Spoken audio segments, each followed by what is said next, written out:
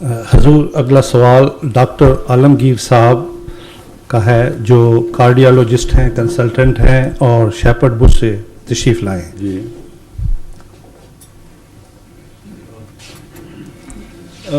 کیا حال ہے ڈاکٹر صاحب، خیریت سے ہیں؟ جی بالکل ٹھیک ٹھاک. کارڈیالوجسٹ ہیں آپ ماشاء اللہ؟ جی میں کارڈیالوجسٹ ہوں. کہاں سے ہیں ہندوستان سے؟ میں پاکستان لاہور سے ہوں. جی لاہور سے ہیں؟ ہاں جی. اچھا نام کیا بتایا تھا انہوں نے آپ کا؟ عالمگیر.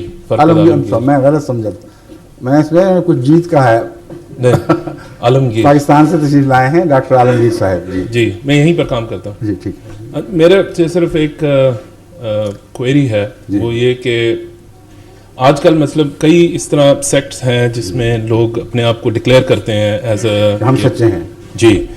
تو ایک تو یہ کہ اگر مطلب انہوں نے مرزا صاحب نے اپنے آپ کو نبی جو ڈکلیئر کیا تھا اس کا مطلب ہاؤ کین وہ کنفرم کیسے ہو سکتا ہے؟ وہ تو کوئی بھی انسان اٹھ کے کہہ سکتا ہے اور اس کے پیچھے 500-600,000 لوگ جمع ہو سکتے ہیں، جو آپ امریکہ میں کئی اور جگہ دیکھتے ہیں کہ سیکٹس بنتے ہیں اس طرح.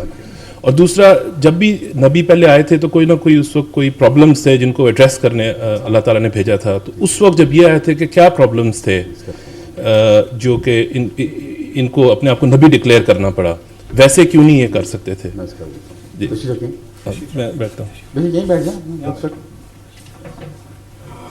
پہلی بات تو یہ ہے کہ نبی ڈکلیئر کرنا پڑا ظاہر کر رہا ہے کہ انہوں نے کوئی منصوبہ بنایا تھا کہ میرا کام تب چلے گا میں بطور نبی اپنے آپ کو پیش کر سکوں اور پھر میں مسائل کو حل کروں گا. یہی ہے نا اس میں پوشیدہ بات یہی دکھائی دے رہی ہے. تو اس سوال کے اندر مثبت ہے یہ بات، اس کے بغیر سوال بنتا نہیں. ورنہ آپ سوال خدا پہ کرتے کہ خدا نے ان کو کیوں بنا دیا. ظاہر بات ہے کہ آپ یہ مان نہیں رہے. میں سمجھتا ہوں آپ کی بات، آپ کو حق ہے. جب تک آپ کو ثبوت مہیا نہ ہو آپ کیسے مانیں گے؟ اس لیے آپ نے بڑی محتاط زبان استعمال فرمائی اور کہا کہ کچھ اصلاح کی نیت سے اٹھے ہوں گے، مجھے شک نہیں. مگر یہ کیا ضرورت تھی کہ اس اصلاح کی کوشش میں اپنے آپ کو نبی ڈکلیئر کرنا پڑا؟ نمبر ایک بات. نمبر دو، وہ اصلاح کی کوشش تھی کیا جس کے لیے آپ نے کوئی ارادہ باندھا تھا؟ یہ دو شاخیں ہیں آپ کے سوال کی، درست ہے؟ جی. جہاں تک ضرورت اصلاح کا تعلق ہے، آپ نے اس سلسلے میں ایک بات پہلے کہی جو تمہید کے طور پر تھی کہ دنیا میں بہت سے فرقے ہیں مذاہب کے، ہر ایک اپنے آپ کو سچا کہہ رہا ہے. یہ بھی فرمایا تھا نا آپ نے، درست. تو اس پس منظر میں آپ سے یہ گزارش کروں گا کہ نبی آپ کو ضرورت نہ بھی ہو اپنے آپ کو نبی کہنے کی، اس صورتحال میں خدا کو ضرورت تھی کہ امت مسلمہ کی اصلاح کے لیے جس کو بھیجتا اس کو کمیشن بنا کر بھیجتا. اور یہ ضرورت قرآن اور احادیث سے ثابت ہے کہ جب زمانہ بگڑ جائے، جب امتوں کی وحدت ٹوٹ کے پارا پارا ہو جائے، جب یہ دعوے ہر طرف سے اٹھنے لگیں کہ ہمارا فرقہ ہی سچا ہے اور باقی سب جھوٹے ہیں، تو یہ ساری آوازیں انسانی آوازیں ہوتی ہیں اور انسانی سوچ کے برتے پر اٹھتی ہیں، انسانی فکر کا نتیجہ ہوتی ہیں.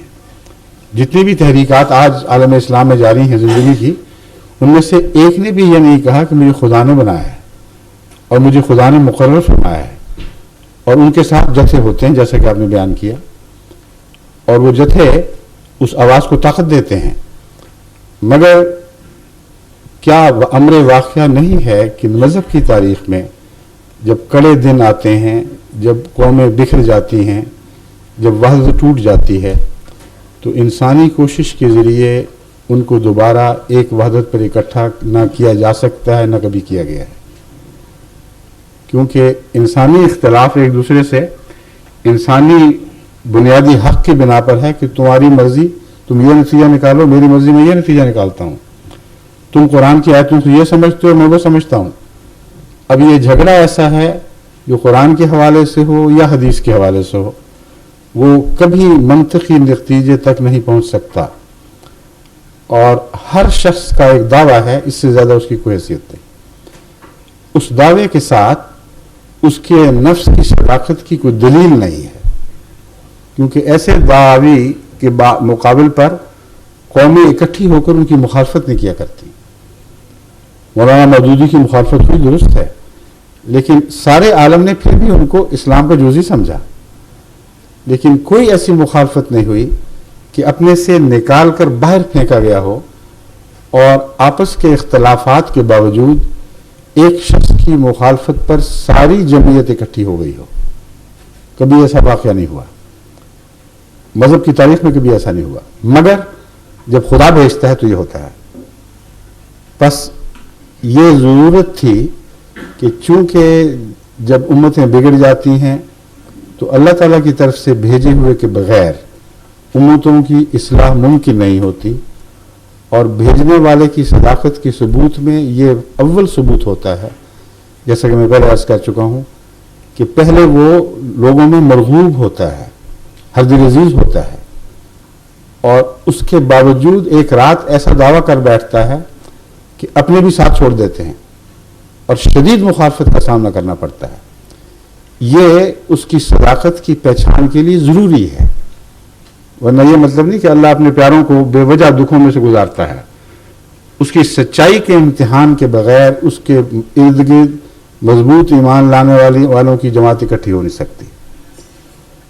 اب جتنی دوسری موومنٹس ہیں جس میں انسان نے خدا کا نام نہیں لیا، یہ کہا ہے کہ میں یہ سمجھتا ہوں قرآن اور حدیث کے مطالعے سے کہ خدا یہ کہتا ہوگا، اس سے آگے نہیں بڑھے. کسی نے یہ نہیں کہا کہ اللہ نے ہمیں خود مقرر فرمایا، ہدایت دی کہ یہ کہو، اور اس آیت کا یہ مضمون ہے، اس آیت کا یہ مطلب ہے. کسی ایک نے بھی یہ دعویٰ نہیں کیا، اس لیے ان کے ساتھ وہ مخالفت بھی نہیں ہوئی. اس لیے نہ ان کی سچائی کا امتحان ہوا، نہ ان کے ماننے والوں کی سچائی کا امتحان ہوا. مگر جب خدا کسی کو کھڑا کرتا ہے تو دوہرا فائدہ یہ ہے کہ نبی کی صداقت کا امتحان بھی اس کی اپنے ثبات قدم سے، بے نفسی سے، سب کچھ ہاتھ سے جاتا دیکھنے کے باوجود اپنے دعوے پر استقلال سے قیام کے نتیجے میں ظاہر ہو جاتا ہے. اور اگلا ثبوت لاکھوں کی صورت اختیار کر جاتا ہے. ہر شخص جو اس جماعت میں آتا ہے وہ آگ سے گزر کے آتا ہے، وہ پھولوں کی سیج پر چل کے نہیں آتا. اس کو گالیاں دی جاتی ہیں، اس کے خلاف مخالفتوں کی آگیں بڑھائی جاتی ہیں، اس کی جائیدادیں چھین لی جاتی ہیں. بسا اوقات ماں باپ اس کو اپنے حق کے وراثت سے محروم کر دیتے ہیں. اس کا مطلب یہ ہے کہ صرف ایک گواہی، ایک سچا نہیں رہا، اور بہت سے ایسے وجود اس کے ارد گرد کھڑے ہو جاتے ہیں جن میں سے ہر ایک کا کردار اس کی سچائی کی نشانی ہے. اگر اس نے یقین نہ کیا ہوتا، اگر اس کو کامل اعتماد نہ ہوتا کہ اس شخص میں کچھ سچائی کی علامتیں ہیں، تو وہ اپنی دنیا داؤ پہ نہ لگا دیتا محض اس خیال سے کہ شاید سچا ہو. کامل یقین کے بغیر انسان اپنی دنیا کو اپنے ہاتھوں سے لوٹا نہیں سکتا. اس وعدے پر کہ جنت میں جاؤں گا، اس وعدے پر بھی اگر ہو، اول تو جنت کا خیال ہی درپیش نہیں ہوتا. ایسی صورتوں میں جنت ہو یا نہ ہو، جنہوں نے حضرت اقدس محمد مصطفیٰ صلی اللہ علیہ وسلم کا ساتھ دیا ہے، وہ جنت کے دعوے کے مطابق جنت کے وعدے سے نہیں دیا، بلکہ آپ کی صداقت کو پہچان کر دیا ہے. پھر ان کے لیے ممکن نہیں تھا کہ آپ کا دامن چھوڑ دیتے. بس ایک سچے نے ارد گرد سچے پیدا کیے، ایک سچے کی مخالفت نے مخالفت حاصل کرنے والے یا مخالفت کا نشانہ بنائے جانے والے اور سچے پیدا کیے جو ثبات قدم کے ساتھ قائم رہے. کوئی طاقت ان کو اپنے رستے سے ہٹا نہیں سکتی. یہ دوسری وجہ ہے کیوں خدا کو اپنی طرف سے کسی کو مقرر کرنا پڑتا ہے. پھر جو ان مصیبتوں کے بعد دین کو قبول کرتے ہیں، کیونکہ محض للہ کرتے ہیں، ان میں پھر خدا والوں کی علامتیں پائی جاتی ہیں. یہ ہو نہیں سکتا کہ وہ اپنی جائیدادیں لٹا دیں خدا کے نام پر اور پھر کرپشن کی بدبختی میں مبتلا رہیں، وہ بدجانتی اسی طرح کریں، دنیا کی حوث اسی طرح جاری رہے. کیونکہ یہ تضاد ہے کردار کا. ایک طرف اپنی چیز اپنے ہاتھ میں آئی بھی خدا کے نام پر یوں چھوڑ دی جیسے اس کی کوئی قیمت نہیں، دوسری طرف پھر دنیا کما رہے ہیں. یہ ہو نہیں سکتا. تو سوسائٹی کی اصلاح کے لیے ضروری ہے. یہ ناممکن ہے کہ ایک کرپٹ سوسائٹی محض جماعتوں کے قیام سے درست ہو جائے. نہ کبھی دنیا میں کسی نے ایسا ہوتا دیکھا ہے، نہ اب ہو رہا ہے پاکستان میں یا دوسری دنیا میں۔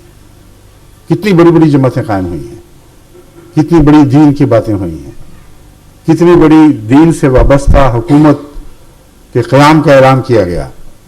ضیاء الحق کی تاریخ کوئی بہت پرانی نہیں ہے۔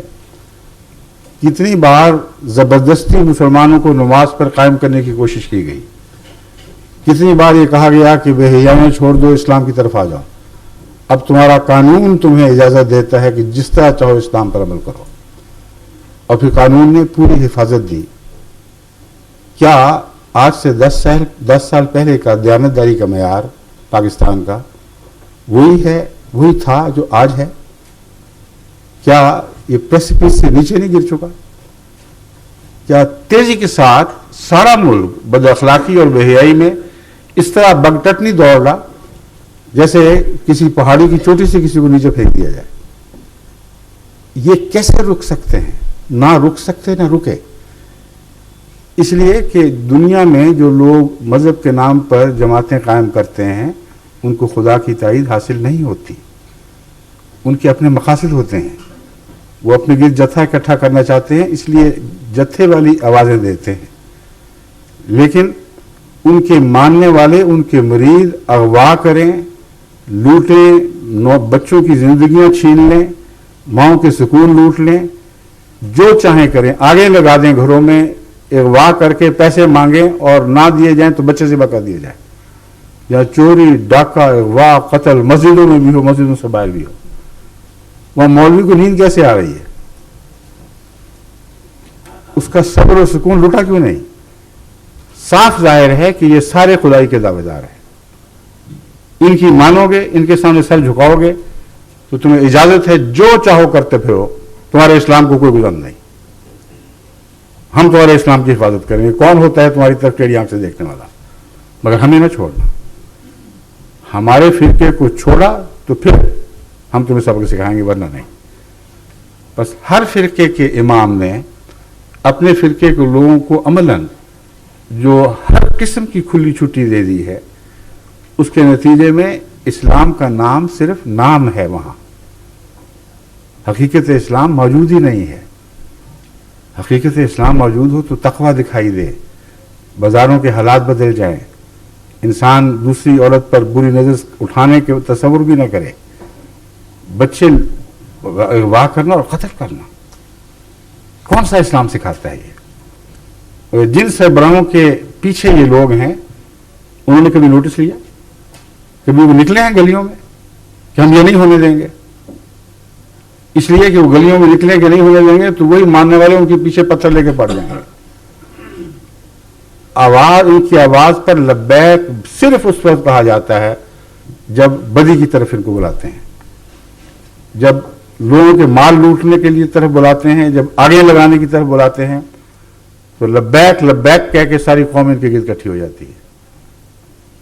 کیا کبھی خدا کے کسی رسول نے اس نام پر لوگوں کو اپنے گرد اکٹھا کیا تھا کہ آؤ میں تمہیں بلاتا ہوں کہ سب کے گھروں کو آگے لگا دو، بچوں کو اغوا کر لو، ان کو لوٹو، یتیموں کی جائیدادیں کھا جاؤ، بیواؤں کے اموال لوٹ لو، جھوٹے مقدمے کرو، اور دن رات دنیا کی فکر رہے جائیدادیں بنانے کی، اور سیاست بھی کرو تو مسلسل جھوٹ کی سیاست کرو، عدالتوں میں جاؤ تو جھوٹ سے مسلح ہو کر جاؤ، ورنہ تمہارا کوئی امن نہیں۔